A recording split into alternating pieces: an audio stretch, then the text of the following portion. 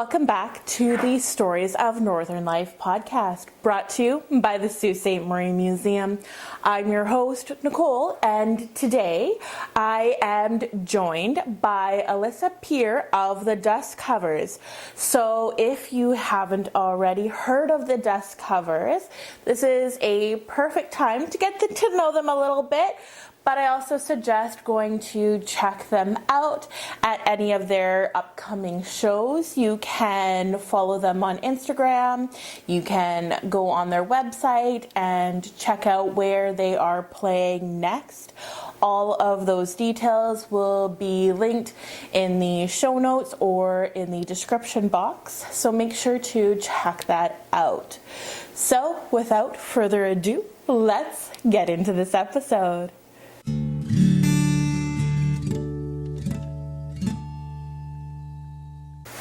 So, can you state your full name? Yes, my name is Alyssa Pauline Peer. Yeah. And when and where were you born? I was born August 15th, 1996 in Sudbury, Ontario. Okay. So, when did you come to the Sault and what sort of drew you here? I moved here with my husband in 2022. He's from the Sault. He's got a lot of family here. His whole family's here. And we moved here for a job for him, but then we decided to stay because it's such a great place. We figured it would be a really good place to settle and have a family. Yeah. So what was like your childhood like? What were sort of like your hobbies, things like that? Yeah. My childhood was generally good. My family was really poor growing up, but happy. I'm the oldest of 5 kids. I've got 4 younger siblings, 3 brothers and a sister. Yeah, we're all very close. We have really great relationships. I adore all of my siblings. And my sister actually moved to the Sault last summer too, so I do have some family here now. Yeah, my parents split up when I was 7-ish, around 7. That was really hard for me. But I've got a really great stepdad, a really great stepmom, awesome relationships with both of my parents, and yeah, it was good. You said hobbies? Yeah. Hobbies. My hobbies have not changed very much. Reading is my biggest hobby, has always been my biggest love. That's why the band that Tom, my husband, that's why we call ourselves the Dustcovers. We figured we would pay tribute to both of our love for books. We've got like a library at home and stuff. We're total nerds. But yeah, reading. You could always find me with a book when I was a kid. I also have always loved writing. I was constantly writing in notebooks, songs, poems, anything. I still love doing that. Anything artsy. I've tried pretty much any kind of art you can think of. I love painting, drawing, knitting. Right now I'm really into nail art. Yeah, and it's all stuff that I've always loved. Yeah, my hobbies. Yeah. And so you're saying like with music, so and your band that you guys started. So tell us a little bit more about that. Sure. Well, it's kind of an interesting story. Well, so I've always loved singing. I started singing as a kid, just again, like as a hobby. I never took lessons or anything. But I got really into singing and performing and stuff like that, but I was always really like anxious and scared. And that's actually how Tom and I met. We were doing musical theater together. So yeah, kind of just always drawn to the stage, but my anxiety kept me from pursuing it anymore. I kind of gave it up like around high school time, like age 15. But I always wanted to do it. It was like my childhood dream, but I always thought that it was like impossible to be a singer. It was like being a princess or something, or like something that I couldn't do, you know? And then I had Clementine, my daughter, and that birth was really traumatic. I almost lost my life. I had a major hemorrhage. I needed 6 blood transfusions, and they changed the entire blood transfusion protocol at the hospital because it was it was a very bad time. But after that experience, that near-death experience, it kind of really changed my mindset of, being so scared of singing, something that I love doing, like my main passion in life. I just figured, like, wow, life is so precious. It's so fragile. Mm-hmm. And why am I not doing what I want to do with this one life, right? Mm-hmm. So I told Tom, like, let's do it. Let's start a band. And he was all for it. He's been trying to encourage me to, like, get back into music for years. And I kind of figured, like, why am I holding myself back? So that was the birth of the Dustcovers, and it's been amazing. Yeah. So what kind of music do you do, like, or even like what stories do you tell? Sure. Well, right now we kind of just tell other people's stories. we do covers. Sometimes we like to slip an original into our set here and there, but mostly covers. Tom's a really good songwriter. I also enjoy writing music, and we both kind of want to delve into that. But right now, I would say that we're focused on kind of just getting started. I mean, we've only been doing this for a few months, mm-hmm. and we're still building it. We still have lots of stories to tell that we haven't got to yet. Yeah. Mm-hmm. Yeah, so that sounds, amazing. Yeah. Very scary story, but it's sort of, sometimes we almost need those moments to kind of tell us that we have to do what we love. Definitely. And so it's sort of nice that you're able to sort of get back into the stuff that you love doing. And so how have your first, like, performances been? How have they sort of felt? It's kind of embarrassing, but it's true. I was literally crying in the car on the way to our first performance, like shaking, sweating, crying, but Tom's so supportive. He was like, you know what, we got this. Like, you can do it. You'll sound great. And as soon as we started, it was like that love and that passion for singing just took me away from everybody looking at me and potentially judging me and whatever. And it's just been really, really great since then. I don't even get nervous anymore. I'm, like, excited for our gigs, and I feel very, very thankful for everything that's happened. Even though it was scary, it's like a blessing in disguise, so to say. Mm-hmm. Yeah. So, like, what are you guys doing right now in terms of, like, the Dustcovers? What's sort of like the right now? Right now, we are doing a lot of gigs around town. Mm-hmm. We're at Outspoken a lot, Outspoken Brewery, Peace, the Whiskey Barrel, Tap Room. We've got a lot of upcoming shows. We're also going to be in Sudbury coming up for the Northern Arts Music Festival, I believe is what it's called. That's kind of right now what we're focused on is getting our name out there more, trying new venues, getting as many gigs as we can. That's for the Dustcovers. I also have another project that I'm working on with some other local musicians, Joey Morocco and Jamie Jock. It's called Low Light Company. It's like a blues cover band kind of, but we've got a few originals also. yeah. But right now we're just kind of trying to like build things up for ourselves. Yeah. And then what do you sort of see for the future? I mean, being a cover band, I mean, definitely I don't ever want to stop doing this. I'd love to keep going as long as we can, as long as people want to listen to us.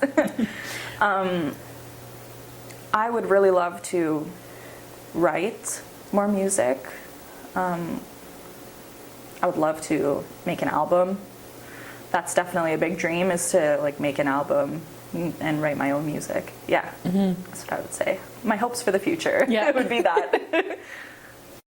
And like with sort of your writing of music, do you ever have sort of like a message you want to tell? I would say not within my music in particular. My big thing right now is really trying to hit home the message of, if you want to do something, don't wait, do it. Life is precious, and you know, you can really do anything you want to do. At least try, right? Like, don't hold yourself back from doing what you love. That's it's so like near and dear to my heart. It's such an important thing to me, and I really want to be able to share that with people through my music. And yeah, that's what I would say. So is there any sort of other things you want to sort of touch on, highlight? Not particularly. No? We got through None that I everything? can think of. Yeah, and so I guess like aside from the music, how are you sort of finding the Sioux? Oh my gosh, I love the Sioux. The people here are so nice. It's such a tight-knit community, and I love that, like, meeting new friends and stuff, like somehow they've got connections to these friends, and everybody's just friends. It's just, honestly, I mean, I love Sudbury too, but it's much different than what I grew up with. Sudbury's so big geographically, right? And like the population is pretty big now too, but people didn't know each other and support each other like they do here. I love the community. Yeah, we're, I guess, sort of like a big town with a small town feel. Totally. It really feels like a cozy small town. And we just moved out to Echo Bay too. Yeah. So that's very small town feeling. Yes. Love it. Yeah. So, and do you feel that the music community is sort of any different here than it is in Sudbury? Yeah, definitely. I mean, I wasn't as involved in the music scene in Sudbury, really. We did a few gigs here and there, like, many years ago, Tom and I, but yeah, here, again, all of the musicians know each other, and also everybody's really supportive. Like, if we can't play a gig, then, like, well, we know somebody, maybe they can play the gig, or, like, we've gotten different connections that way, of, like, people reaching out to us and being like, we're not available, but like, are you available? Just giving us these opportunities. It's really nice. I don't know if that's what it's like in Sudbury, but it wasn't when we were when we were doing it. So yeah, and I just feel like there's just a lot of opportunities and a lot of really, really kind, great, supportive people here. Yeah, it's good to hear. Yeah, love it here. Yeah. And so, like, did you find that there was sort of, I guess, any, like, big events that have sort of affected your life? I guess now the biggest one we always relate to is sort of, like, COVID and things like that. I mean, well, COVID was hard, as it was for everybody. I was living in Sudbury at that time, and I was unemployed for 6 months. I had just moved into an apartment on my own, and it was really hard to be isolated from my family. yeah, kind of just like cooped up in this apartment. Everybody knows what that was like, you know, the isolation and stuff. So yeah, that was a hard time. Otherwise, though, I would say that we've been pretty fortunate. We haven't been affected too badly by much else, but COVID was a hard one. Yeah. All right. And so, I guess before we get to our last question, is there anything else you want to sort of add? Anything maybe you want to plug? Yeah, well, I mean, you can follow me on Instagram at the Dustcovers Music. You can also check out our website.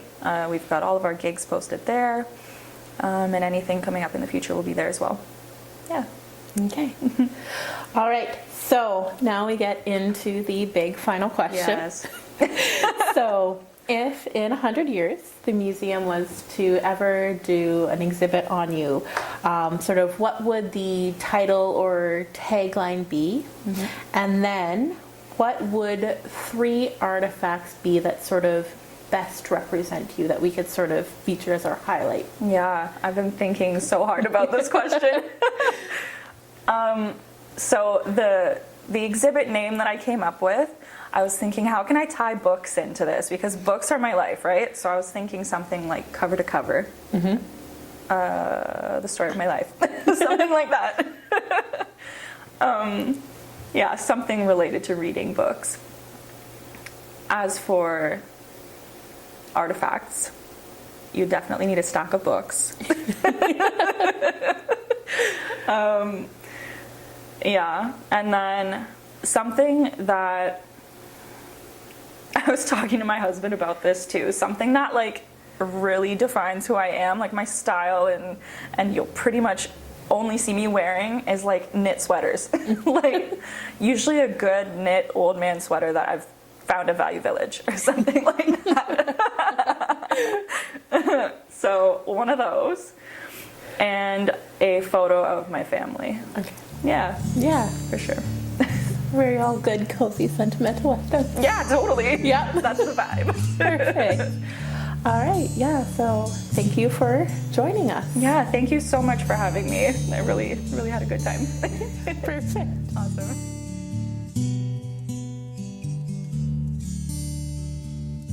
Did you know you can get unlimited admission to the Sault Ste. Marie Museum for a whole year for just $15? Yep, that's right, and there's more perks to that too. Go to Sault Museum, that's SAULT museum.ca, under Visit and learn more about our membership options. And if you're a business, corporate or nonprofit, we have plans for you too. Reach out to us by emailing info@saultmuseum.ca with any inquiries. Hi, I'm J.L. Fizzell, and I write and publish poetry inspired by nature and the art of being human. These are some of my words.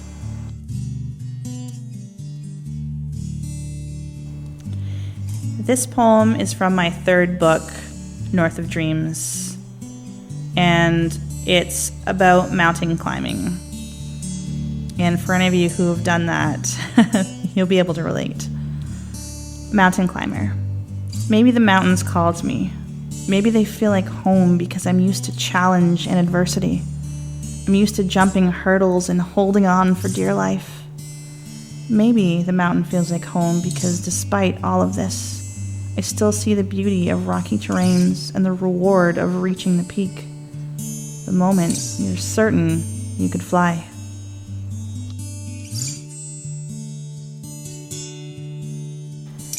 I hope that this poem took you somewhere inside yourself that you needed to go. You can listen to my story here on the Stories of Northern Life podcast. Links are in the show notes.